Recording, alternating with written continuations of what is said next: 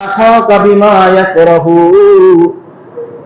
নবী সাল্লাল্লাহু আলাইহি সাল্লাম বলতেছেন, তুমি তোমার ভাইয়ের সম্পর্কে তার অনুপস্থিতিতে এমন কোন কথা বলবা, সে ওই ব্যক্তি যদি উপস্থিত থাকতো ওই কথা শুনে সে মনে কষ্ট পেত, এর নাম হলো গীবত। অর্থাৎ মনে করেন একজন মানুষের নাম হলো আব্দুল করিম।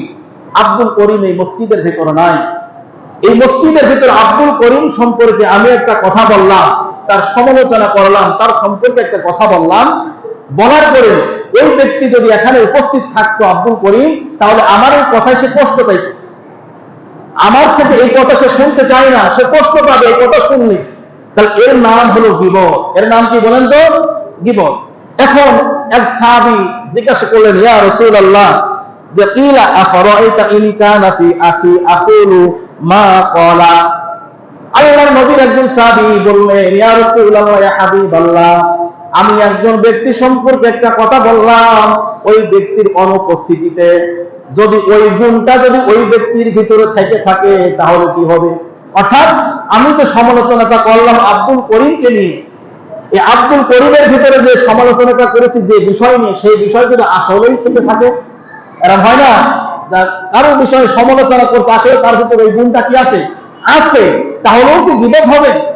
তখন নবী করিম সাল্লাল্লাহু আলাইহি সাল্লাম বলতেছেন, ইন কানা ফীহি মা তাকুলু ফাকাদ আগতাবতাহু।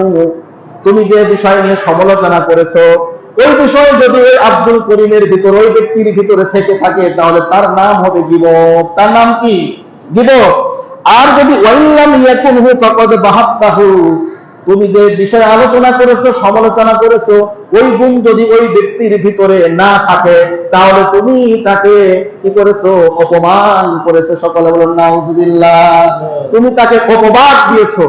যদি তার ভিতরে ওই গুণ থেকে থাকে তাহলে হবে গীবত, আর যদি ওই গুণ যদি না থাকে তাহলে হবে অপবাদ।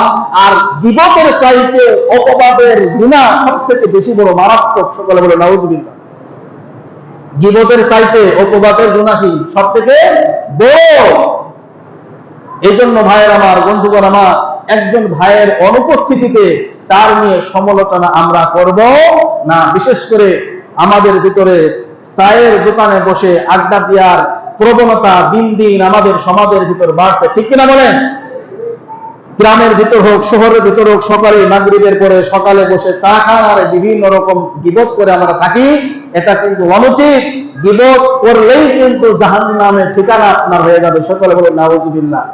এই জন্য কেউ কাউরে গীবত আমরা করবো না। রাজি আছেন তো ইনশাআল্লাহ? আল্লাহ তাআলা আমাদেরকে তৌফিক দান করুন। সকলে বলেন